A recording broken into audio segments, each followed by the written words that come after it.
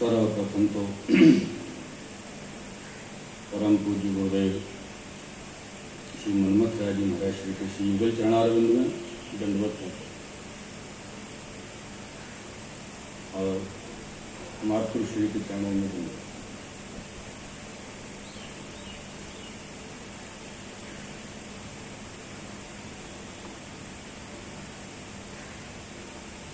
अभी आज आपके लिए सबके लिए सर्वप्रथम श्री हरि दिवस की खूब मंगल शुभकामनाएं।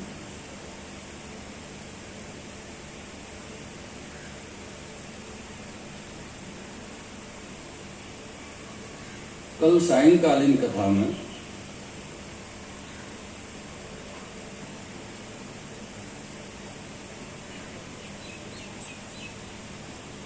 आप श्री महाप्रभु जी और श्री जी बाबा प्रथम मिलन के स्थान पर सद्दू पांडित्य के घर में जो बैठक में आप विराजे हैं वहाँ कथा को विश्राम भयो और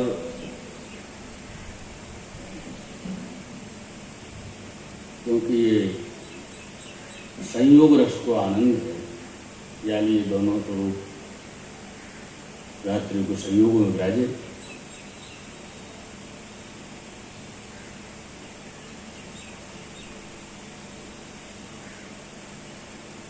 सद्गु पांडे जी के घर से श्री आचार्य चरण श्री महाप्रभु जी विजय किए तो श्री गिरिराज जी की तरहेटी में कि सद्गु पांडे जी को जो घर है वो आनूर गांव में है, और आनूर गांव में ही गोविंद कुंड आ गए। आप श्री गोविंद कुंड के ऊपर गिरिराज जी के ऊपर आप रह रहे हैं। जब आप गिरिराज जी तरहेटी में गोविंद कुंड के ऊपर विराजे हैं क्या समय,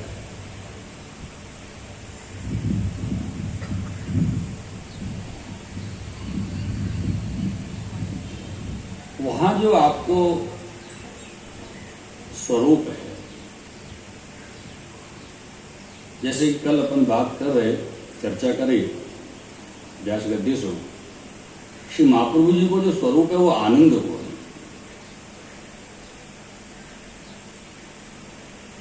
आनंद परमानंद, परमानंद को स्वरूप श्री महाप्रभु जी को।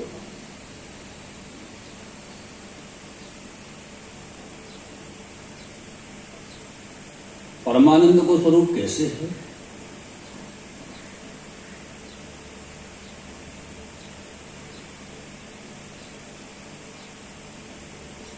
संयोगात्मक स्वरूप जो आपको है वो परमानंद को स्वरूप। जैसे आनंद जो है वो तीन प्रकार से लिए हुए हो। सर्वप्रथम तो विषय आनंद, जीव को विषय बहुत व्यापक है। एक बात और है, आनंद कोई भी है, श्रम समय करना पड़े। विषयानंद में भी श्रम करना पड़े। क्यों? तो विषयानंद जो है वो समस्त इंद्रियों में व्याप्त है। इंद्रिय मन को चलित करें और मन इंद्रियन को चलित करे, ये उनको श्रम है। और पावे कछु नहीं, सिर्फ वहां को आनंद महसूस करें जो कि है ही नहीं। विषयानंद को तो कोई कारण ही नहीं बना। और दूसरा जो आनंद है वो है ब्रह्मानंद।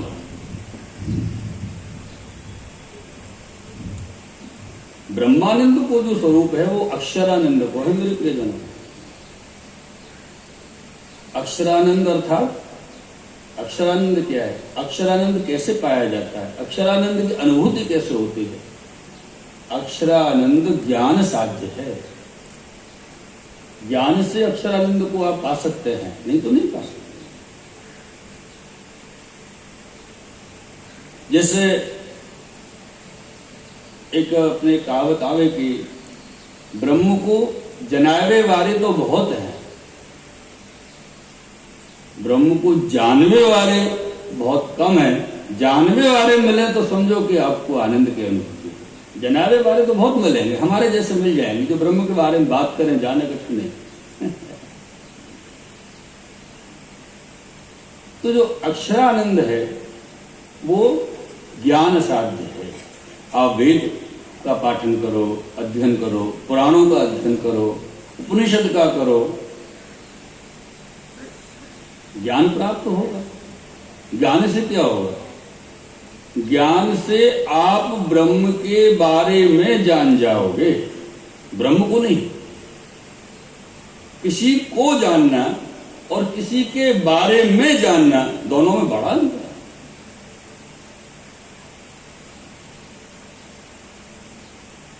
अभी यह जो कथा प्रसंग चल रहा है, आचार्य चरण श्रीमद महाप्रभु वल्लभाचार्य जी का, ये बारे में बताने का विषय नहीं है।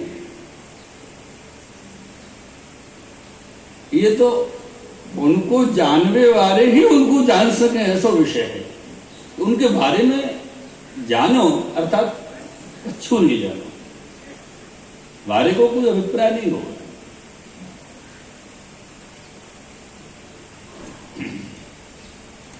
और तीसरा है भजनानंद। भजनानंद भक्ति साध्य है। भजनानंद ऐसे ही प्राप्त नहीं होता है, ये भक्ति से प्राप्त होता है। और भक्ति भी कैसे भक्ति? महात्म ज्ञान पूर्वक सर्वतोधिक स्नेह वाली। हाँ, ऐसे ही नहीं कि ऊपर ऊपर अपन ने भक्ति करी और कोई ने भटका है तो भटक गए।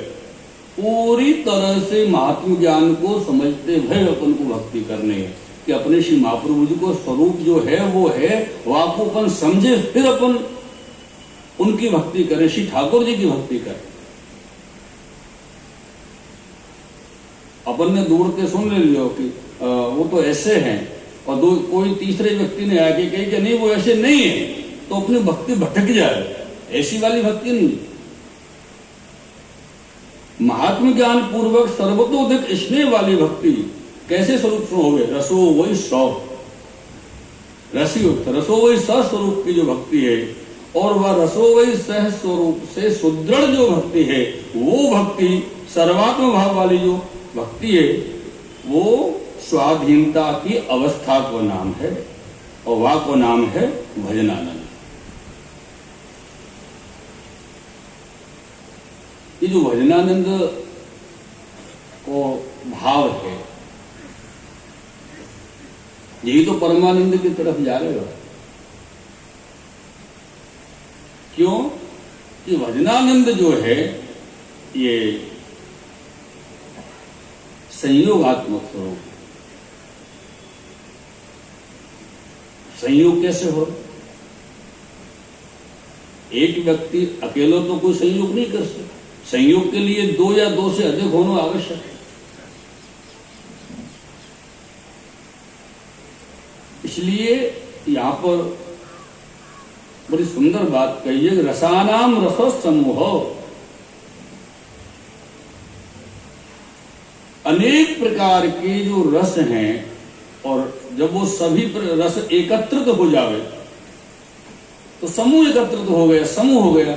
और जहां समूह रसों का समूह एकत्रित हुआ है, उसी का नाम तो रास है। और जो उसका नाम रास है, और वो रास के स्वरूप में श्री महाप्रभु श्री आचार्य चरण वल्लभाचार्य जी महाराज सदैव व रस में स्थित रहे, या लिए वो परमानंद है। ऐसे परमानंद उनको स्वरूप नहीं है। श्री महाप्रभु जी को स्वरूप यालीय परमानंद है कि सदैव व रस में स्थित रहे। वो अर्थात दूसरी बात शब्द अपन कहें कि वो रस सदैव उनमें श्री महाप्रभु जी में स्थित रहे, याली आपको स्वरूप परमानंद को। वैसे भी रस शास्त्र में जो कहा है कि श्रृंगार ही सब रसों का समाविष्ट माना गया है। श्रृंगार रस में श्रृंगार रस आ गया, सब रस आ गया, लेकिन उसमें भी दो स्वरूप है। पहला है विप्रयोगात्मक और दूसरा स्वरूप है संयोगात्मक।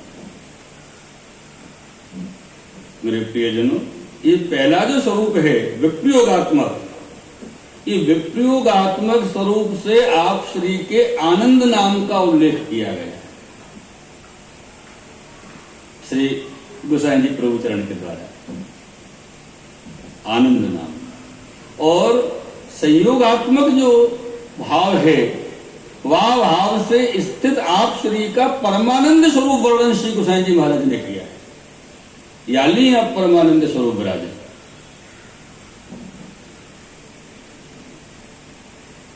तो परमानंद कैसे हैं?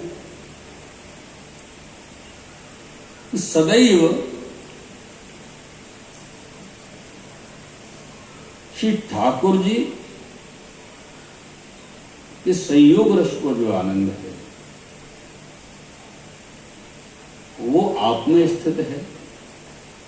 आनंद है। आनंद कहां से महसूस करें? अपन समझो कोई के हृदय में आनंद चल रहा हो, चाहे मुंह ऐसे सुकड़ के बैठो हुए हो, तो क्या पता चला आनंद में है कि नहीं है?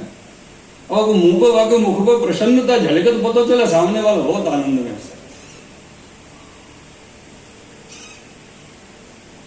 तो महाप्रभु जी परमानंद स्वरूप क्यों है कि आप मुख को स्वरूप हैं, श्री ठाकुर जी को मुखारविंद स्वरूप विराजे, यानी सदैव परमानंद आपको स्वरूप से गोसाई जी महाराज ने आपको नाम उल्लेखित किया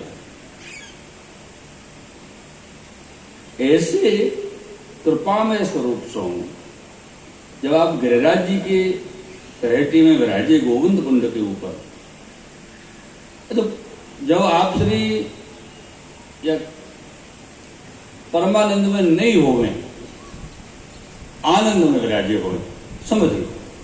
और वास्तव में कोई जीव संयोग रस की उनसे चर्चा करे, विनती करे, कृपानाथ ये लीला को आप हम पे कृपा करो, दर्शन कराओ, तो आप चुप करे रहे, कछु कहे नहीं, कोई आज्ञा नहीं करे। लेकिन जब आप परमानंद भाव में संयोग रस में ही विराजे रहे हैं और वास्तव में जीव अगर कोई विनती करे कि मुझको वहां लीला के दर्शन आप कराओ, तो आप तत्काल कृपा कर देंगे, फिर विचार नहीं करें। तो जब गिरिराज जी की तरहेटी में आप विराजे श्री गोविंद कुंड के ऊपर श्री आचार्य चरण, तो वास्तव में कृष्णदास मेघन ने आपको विनती करी, कृपानाथ ऐसा सुनो है कि गिरिराज जी में व्यापी वैकुंठ विराजे, व्यापी वैकुंठ है, आप कृपा करके वहां के दर्शन हमको कराओ। ऐसी विनती कृष्णदास मेघन जी ने करी। तो वास्तव में आचार्य जी कछु कहे नहीं, कोई आज्ञा नहीं करी। थोड़े समय रह के आपने आज्ञा करी और उंगली को इशारो किया, कोई कंदरा, कोई शिला बताई इशारे से, बोले ये जो शिला है या को तुम हटाओ, या में भीतर कंदरा निकलेगी और तुम या में भीतर जाके व्यापी वैकुंठ के दर्शन करो। ये कृष्णदास मेघन आप श्री के आज्ञा पाए के वह शिला के पास गए और शिला को आपने सरकायो, तो वहां में सो कंदरा के दर्शन भय। और जब कंदरा में आप प्रवेश किए तो कृष्णदास जी को वह कंदरा में चलते चलते चलते चलते 3 दिन हो गए। 3 दिन तक चलते ही रहे, तब जाके आपको वहां पे व्यापी वैकुंठ के दर्शन थे। बड़े सुंदर सुंदर रत्न जड़ित महल, बड़े सुंदर लीला के दर्शन, व्यापी वैकुंठ। वैसे जो स्वरूप है अपन तो बात कर सकें और सुन सकें, लेकिन जिन्होंने दर्शन, जिनकी कृपा से वे वो कैसे स्वरूप हैं और जिनको कराए वो कैसे स्वरूप हैं। तो कृष्णदास मेघन ने जब दर्शन किए तो वहां अचानक देखो कि एक माधुरी को पेड़ है और वह माधुरी के पेड़ के ऊपर एक सुगा बैठे हुए होते और वो सुगा सतत भगवत नाम ले रहे हो, अष्टाक्षर को जाप कर रहे हो, सतत अष्टाक्षर चल रहे हो वहां। तो कृष्णदास जी ने वह सुगा सो भगवत स्मरण कियो, भगवत स्मरण कियो तो वह सुगा ने एक बार जाके जल पी लियो, दोबारा कियो, 2 बार पी लियो, तीसरी बार कियो, तीसरी बार पी लियो, वापस आके डाली पे बैठ के पुनः अपना भगवत स्मरण प्रारंभ कर दियो।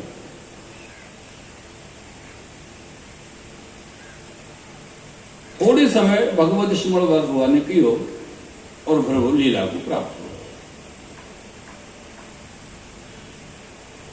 इतनो सब क्रम में चलियो, सुआ को अष्टाक्षर जाप करते उन्होंने देखियो।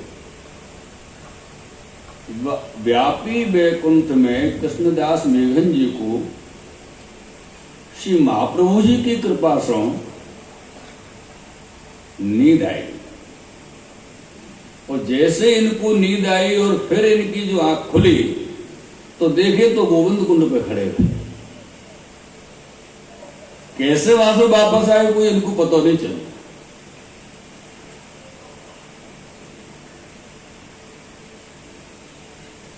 तो विनती तब आपने वहां पे आके गोविंद कुंड पे आके विनती करी, राजाधिराज महाराज श्री महाप्रभु जी से विनती करी, आपने लीला सामग्री के दर्शन कराए। तो बोले आपने लीला सामग्री के दर्शन की ही विनती करी, और तो कोई विनती की नहीं। तो फिर कृष्णदास जी श्री आचार्य चरण से विनती कर रहे हैं कि कृपानाथ वो सुआ कौन हतो?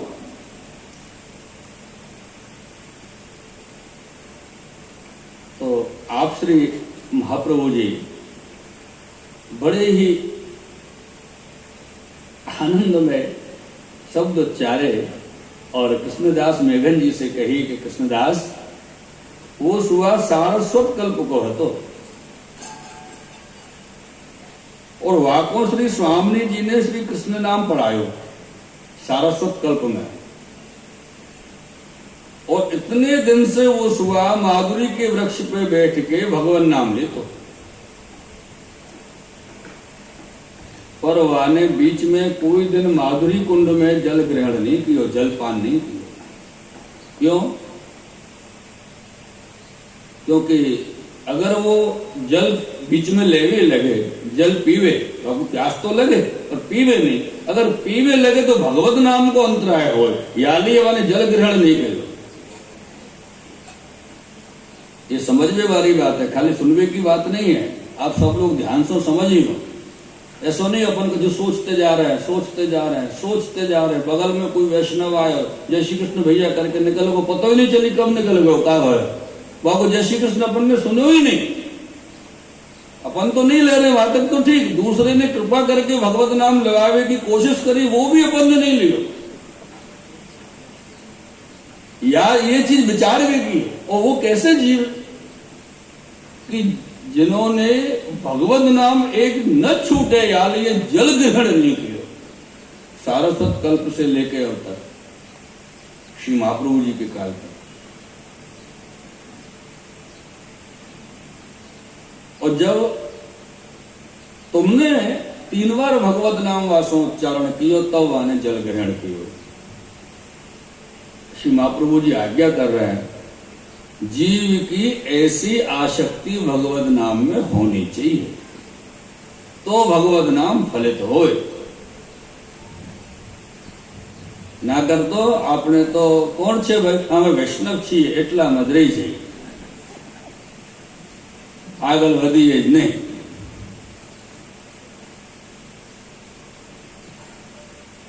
ये सुआ के लिए विशेष बात ये है, आप श्री आज्ञा कर रहे हैं कि या सुआ को श्री स्वामी जी को वरदान प्राप्त हो कि जब तक श्री आचार्य महाप्रभु को कोई सेवक आगे तो सो भगवत स्मरण नहीं करेगो तब तक तेरो शरीर नहीं छूटे।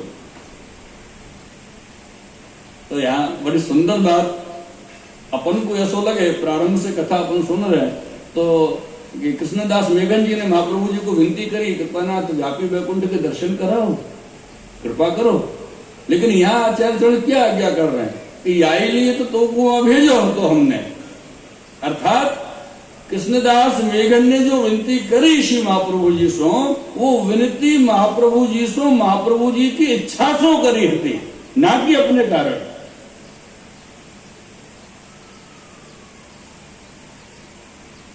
ये या को नाम कृपा। इतनी बार अपन महाराज श्री के सबके बड़े इनके सामने जावे, दंडवत प्रणाम करें तो बड़े पूछे कैसे हो, दया है कृपानाथ। काय की दया? दया तो कोई भी कर सकता, दया को विषय नहीं। ये समझ लो फिर तो आपने अच्छे खासे सम्राट राजा से आने यो कही कि भाई आपने कछु हम आपसे प्रसन्न है, कछु मांगो। तो क्या मांगे? बोले घोड़ा को घास। है दया को मतलब घोड़ा को घास मांग लेने का क्यों आपने? कृपा जो अपने आप में अमूल्य है। एक दृश्य मुझको स्मरण हो रहे हो वल्लभ कुल के आचार्य को, करीब 96 की बात है, इंदौर में कथा हम कर रहे थे 96 में। हमारा प्रारंभ समय है तो 2-3 साल ही हमको वह समय कथा करते हुए, तो पवित्र एकादशी आई बीच में। हमारे पितृचरण को गुरु घर है इंदौर, तो शाम को कथा के विश्राम के बाद में पिताजी बोले कि चल बेटा दंडवत करे आने अपन बालक कराए। चलो चलो, पिताजी हमारे संग थे वास में। तो द्वितीय पीठाधीश्वर श्री कल्याण राय जी महाराज श्री सब राजे, तो उनने हमारे पिताजी से सहज पूछी कैसे हो, और सब वैष्णव पवित्र धरा में वास में आए है तो पवित्र धरा में और भेंट करे, और भेंट करे तो खूब भेंट आवे, ढेर लग जाए पिछन को, डेरी बन जाए पिछन के भेंट के सामने चरण के सन्मुख में। वास में जो दृश्य के ऐसे लीला के दर्शन है। तो उन्होंने पूछी कैसे हो पिताजी से, हमको तो इतना परिचय नहीं है, तो पिताजी से पूछी आप कैसे हो, तो पिताजी बोले आपकी दया है कृपा ना। और पतो नहीं कौन सा आवेश भयो बालक के भीतर, तो जो ढेरी जो पड़ी ऐसे करके वाकु उतनी जोर से दबायो आप श्री ने, और 1-2 मिनट की ये लीला भई। फिर दर्शन ये है कि आप श्री को पूर्ण अंग श्री मुखारविंद इत्यादि अरुण है गयो, और वो कौन से आवेश में उन्होंने वास में आज्ञा करी कि आप कैसे हो, और जीव कहा समझे, बोले आपकी दया। वो आवेश को उनको कैसे उन्होंने संभालो अपने आप को वास में। तो ये ऐसा नहीं है कि ये उनके अंदर ऐसा होता, ये तो कल आप श्री आज्ञा भी की है वचनामृत में, आप सब जानो भी हो कि छोटे बड़े मत जानियो सब ही अग्नि स्वरूप। चलो वहां तक भी ठीक है, सब ही अग्नि स्वरूप बालक विराज है। और दूसरी बात यह कि कोई में भेद भी तो नहीं है कोई बालक स्वरूप में, क्योंकि श्री महाप्रभु जी समस्त बालकन के भीतर स्वयं विराजे हैं, समस्त बालकन में आप श्री विराजे हैं, आप श्री के पितृगण विराजे हैं, आप श्री के बालक भी विराजे हैं, और जो बालक भूतल पर विराजे हैं सब में श्री महाप्रभु जी मूल रूप में विराजमान हैं। ऐसे मान के आप चलोगे तो सदैव एक बात ख्याल रखियो कि कृपानाथ आपकी कृपा को ही बल है कि जीव के ऊपर, तो ही सही चल सकोगे।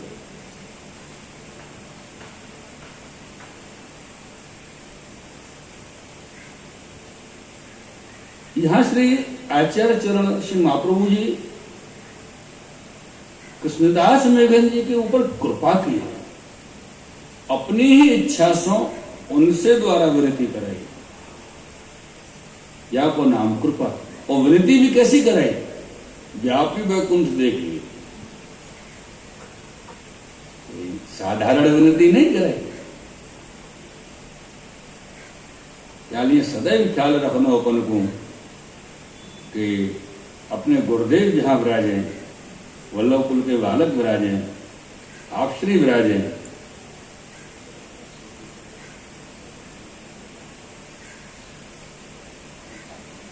कछु ऐसो भी भाव आवे कि बहुत नजदीक अपन को नहीं जाना,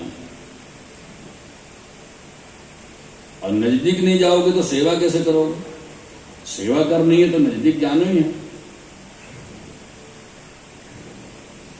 बोले नहीं, बहुत वैष्णव उनकी वैसी बोल नजदीक नहीं जानो, नजदीक जाए सो का अपन को दोष लगे। दोष क्यों लगे, क्योंकि अपन उनके दोष देखे या लिए दोष लगे। पर क्यों देखे, या को कारण ये कि अभी जीव के ऊपर आप श्री की कृपा नहीं है।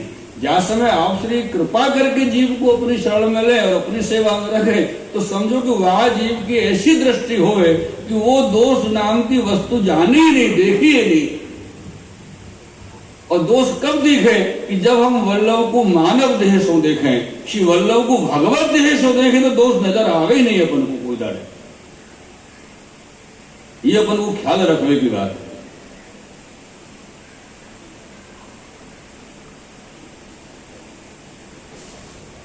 यहां पर श्री महाप्रभु जी बड़ी सुंदर बात कह रहे, क्षण योग सत प्रमयासो ये नहा भवे। एक समय श्री स्वामी जी को श्री ठाकुर जी को विरह है। एकदा कृष्ण विरहाद ध्यायंती प्रिय संगमम मनोबाष्पो निराशायो जलपंतीदम मुहुर्मुहु। ये महाप्रभु जी आज्ञा किए हैं जब श्री स्वामी जी को श्री ठाकुर जी को विरह भयो तो श्री स्वामी जी ने कृष्ण प्रेमामृत नाम को ग्रंथ की और वह ग्रंथ को आप पाठ करते हैं, श्री कृष्ण प्रेमामृत ग्रंथ। और वह श्री कृष्ण प्रेमामृत ग्रंथ के पाठ करने से आपको संयोग है, संयोग की प्राप्ति, संयोग रस की प्राप्ति भई। और जब संयोग रस की प्राप्ति श्री स्वामी जी को भई तो श्री ठाकुर जी से विनती करी स्वामी जी ने कि अब ये ग्रंथ में कौन को प्रदान करूं। तो श्री ठाकुर जी आज्ञा की स्वामी जी से, बोले ये ग्रंथ जो आपके बराबर को हो ताकू आप दीजिए। अब आ समय तो कोई कौन बराबर को है, कौन को स्वामी जी व कृष्ण प्रेमामृत ग्रंथ को प्रदान करें। या लिए श्री स्वामी जी ने वो कृष्ण प्रेमामृत नामक ग्रंथ श्री गिरिराज जी की शिला के ऊपर लिख दियो स्वहस्ताक्षर। और जब महाप्रभु श्रीमद वल्लभाचार्य जी श्री गिरिराज जी पे गोविंद कुंड में जब विराजे हैं जा समय वह ग्रंथ को श्री महाप्रभु जी की दृष्टि पड़ी, वहां से पहले कोई ने जाने नहीं। और श्री महाप्रभु जी की जब दृष्टि वह कृष्ण प्रेमामृत ग्रंथ पे पड़ी